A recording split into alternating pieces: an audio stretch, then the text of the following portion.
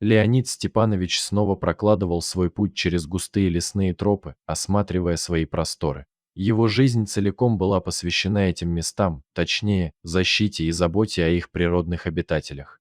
Эта работа никогда не приносила ему много денег, и Леонид Степанович жил очень скромно. Часто его жена ругалась с ним, недовольная скромностью их быта. «Зачем тебе этот лес?» – ворчала она. «Он не приносит тебе ничего. Посмотри на мужиков на шахте, сколько они зарабатывают. Любка уже купила сыну квартиру, а мы что получаем?» Упрекала она его, но Леонид Степанович мудро отмахивался, не желая вступать в спор с женой, который все равно не привел бы к чему-то полезному. Здесь, в глубине тайги, он нашел спасение от своих повседневных забот и неприятностей. «Тайга исцеляет», — повторял он всегда. Но его жена молча трясла головой, выражая свое недовольство и непонимание. Справедливости ради, многие в деревне соглашались с ней, считая Степановича странным стариком. Однако все без исключения уважали его. Уважали за честность и справедливость. Вот и сейчас тайга приветствовала его, словно мать встречает родного сына. Однако у лесника возникло беспокойное чувство. Он замедлил шаги, прислушиваясь. И действительно, издалека доносился нежный и печальный визг. Егерь решил выяснить, что происходит. Наконец, под густыми ветвями сосны он обнаружил раненую волчицу и безутешно плачущего рядом с ней волчонка. «Боже мой!» – возмущенно вздохнул мужчина, глядя на волчицу с огнестрельной раной в боку. «Кто же такое сделал?» Он осмотрел рану, видя, как из нее вытекают последние капельки жизни. Ее маленький щенок, будто понимая, что теряет мать, отступил, завывая горько и откинув голову назад. Но волчица больше не дышала. У мужчины глаза наполнились слезами. Он погладил серую спину волчицы и, словно прощаясь, шептал: «Не волнуйся, я позабочусь о твоем потомстве». Бросив последний взгляд на печального волчонка, он повернулся и пошел дальше. Малыш настойчиво уклонялся от забот лесника, он не хотел отходить от мамы. «Пусть будет по-твоему», — решил мужчина, оставляя маленького волка возле тела его погибшей матери. В конце концов, он никуда не убежит, справедливо рассудил он, а его голод станет моим союзником. На следующий день волчонок начал подходить к человеку, который приносил ему вкусную еду. Он уже не шипел и не показывал зубы, хотя все еще оставался недоступным для прикосновения руками. И только через неделю егерю удалось забрать волчонка, за что он в очередной раз получил порцию упреков от своей жены.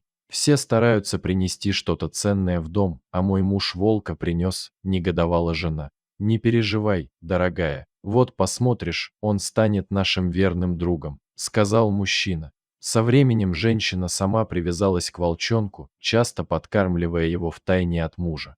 Ведь Леонид Степанович говорил, что нельзя часто кормить волка, нужно сохранять его охотничий инстинкт. Но женское сердце часто бывает сильнее разума. Невзирая на все преграды, к концу лета волчонок уже полностью превратился в мощного и сильного подростка. Он отважно и самостоятельно начал охотиться, следуя своим инстинктам, и преуспевал в этом деле. Лесник с восхищением наблюдал, как его подопечный становился настоящим хозяином тайги. И даже то, что волк часто исчезал на несколько дней в густой зелени леса, Леонид принимал с пониманием. «Все идет правильным путем», — рассказывал он своей жене. Однако женщина отмахивалась, стараясь скрыть свои неподконтрольные слезы. Зима прошла, оставив за собой скромные ручейки и радостное щебетание птиц. Шаг за шагом старый лесник проходил по своим извилистым тропам, вспоминая прошлые дни и наслаждаясь настоящим. Вдруг прозвучал выстрел. Он остановился и прижался к земле, чтобы ощутить место, откуда раздался звук. Неужели в это время кто-то решил охотиться? С негодованием мелькнула мысль у лесника, и он поспешил в направлении звука. Вскоре он обнаружил источник тревоги жителей леса. Это был широкоплечий мужчина высокого роста, который искал очередную добычу. «Стоять! Кто вы такой?» — резким голосом обратился Леонид Степанович к незнакомцу. Мужчина замер от неожиданности, а затем, повернувшись к леснику, расплылся в улыбке. «Отец, что тебе нужно? Я ничего плохого не делаю», — ответил он миролюбивым тоном. «Зачем ты так грубо?» — спросил Степанович, сурово взглянув на него. «Разве не знаешь, что стрельба в тайге запрещена?» Незнакомец пожал плечами и ответил. Я просто проверял ружье. Оно всю зиму без дела висело, так что я выстрелил пару раз. Немедленно предъяви свои документы и разрешение на ношение оружия. Мужчина, будто соглашаясь, начал копаться во внутреннем кармане своей куртки, но, когда лесник приблизился, чтобы проверить документы, злодей резко подскочил и нанес сильный удар кулаком по голове старика, сбив его с ног, еще дважды ударил ногами в живот лесника, лишив того возможности противостоять. Затем, наклонившись, поднял карабин Степановича. «Что, старик, достаточно ли тебе?» – прошипел он со злобной ухмылкой. «Ты просто глупец, если до сих пор ничего не понял», — сказал он и аккуратно переключил затвор на карабине лесника. «Ну вот и все», — подумал Леонид Степанович. «Не уйти отсюда живым. Хочешь что-то сказать перед концом?» — произнес браконьер, прицеливаясь из карабина в голову лесника. Мужчина пристально смотрел своему убийце в глаза и спросил: «Ты в прошлом году подстрелил волчицу?» Вопрос смутил убийцу, но вскоре на его самодовольном лице появилась улыбка. «Да, это был я. Теперь ты на очереди», — ответил он, но не успел закончить фразу, когда его глаза расширились, и он, покачнувшись, упал на землю, отпустив ружье. Сзади на него набросился волк. Мужчина катался по земле, отчаянно отбиваясь от огромного серого хищника. Лесник тут же узнал своего подопечного. Он никогда не видел его настолько разъяренным. Шерсть на его загривке встала дыбом, глаза сверкали от ярости, а зубы были так обнажены, что казалось, что на его морде только они и глаза. Это была ярость во плоти. В глазах браконьера отражался страх и отчаяние. Он осознавал, что сражение один на один не приведет к его победе. «Стой! Не надо!» – закричал лесник, преодолевая боль. Он того не стоит, но волк все еще пылал от ярости. Когда, почувствовав на себе руки человека, который когда-то спас его, он немного успокоился, но продолжал злобно скалить зубы, как будто ожидая момента, чтобы снова наброситься на противника.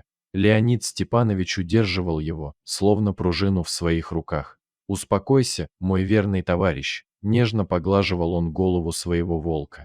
«Этот негодяй должен ответить за все, за меня и за твою мать», как будто он общался со зверем, а не с человеком. Когда лесник убедился, что его волк успокоился, он поднялся и подобрал оружие браконьера. «Вставай!» – скомандовал старик. «Куда?» – спросил незнакомец, ощущая надвигающуюся угрозу. «В новую жизнь, где тебя ожидают бесплатные обеды и небо в клетку», – хитро улыбнулся лесник. «Ты оставил волка сиротой и приговорил его к мучительной смерти от голода, убив его маму», – сказал старик. Глаза зверя сверкали презрением. Он мог бы легко отомстить этому безжалостному человеку, который убивал ради собственных прихотей. Но животное не позволило себе стать подобным ему. Волк остался верным своей природе, отказываясь погрузиться в ту же бездушную жестокость.